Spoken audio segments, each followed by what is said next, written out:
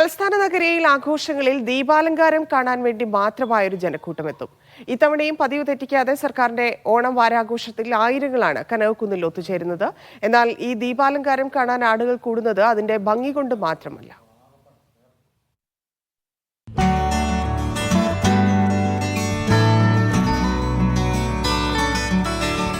വെളിച്ചം നൽകുന്ന എന്തിനും സ്വല്പം അഴക് കൂടുതലാണ്.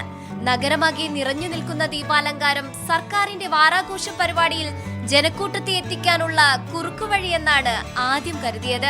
എന്നാൽ തിരുവനന്തപുരത്തുകാരെ കനകക്കുന്നിലെത്തിക്കാൻ ഒന്നിന്റെയും ആവശ്യമില്ലല്ലോ. പിന്നെ എന്താണ് ഈ ഭംഗിക്കപ്പുറം എന്ന് തിരക്കിയപ്പോൾ കാര്യം മനസ്സിലായി. ലൈറ്റ് ഷോ ആണ് ഏറ്റവും കൂടുതലായിട്ട് എൻജോയ് ചെയ്യാൻ തോന്നുന്നത്. ഇതിന്റെ ഇടയിൽ ഇങ്ങനെ നിൽക്കുമ്പോൾ ഒരു വേറൊരു ലോകത്ത് എത്തിയ പോലെ സന്തോഷം ഇങ്ങനെ നിറഞ്ഞു തുളുമ്പുന്നുണ്ട്. അതെ, ഒരു പോസിറ്റീവ് എന്താ പറയുക, മൂഡ് നന്നായിട്ട് അപ്പാവുന്നുണ്ട്.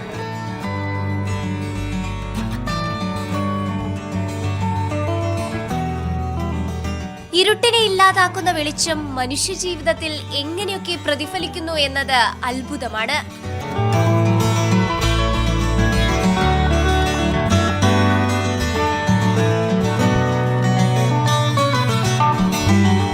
നഗരത്തെ വെളിച്ചം വിഴുങ്ങുന്ന കാഴ്ച മനുഷ്യ മനസ്സുകളിൽ നോവാറ്റുന്നു എന്നത് അവിശ്വസനീയം. ഒരർത്ഥത്തിൽ നമുക്ക് എന്തെങ്കിലും ഒരു ഡാർക്ക് ആയിട്ടിരിക്കുകയാണെങ്കിൽ ഇതുപോലെ ലൈറ്റും പോസിറ്റീവായിട്ടുള്ള ലൈറ്റ്സ് നമുക്ക് മൊത്തത്തിൽ ഒന്ന് ഹീലാവും.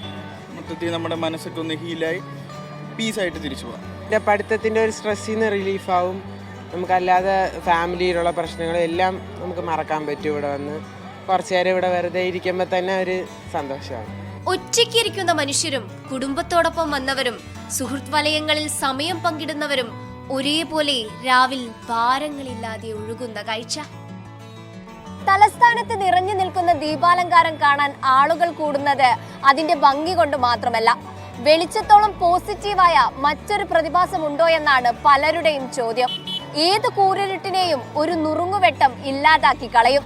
രാത്രിയിൽ നഗരം ഇങ്ങനെ വെളിച്ചത്താൽ നിറയുമ്പോൾ ആരും ഒന്ന് പറഞ്ഞു പോകും, വെളിച്ചത്തിന് എന്തൊരു വെളിച്ചമെന്ന്. ക്യാമറ പേഴ്സൺ സാദിഖ് പാറക്കലിനൊപ്പം സനിസ ശോഭ ചന്ദ്രൻ, മീഡിയ 1, തിരുവനന്തപുരം.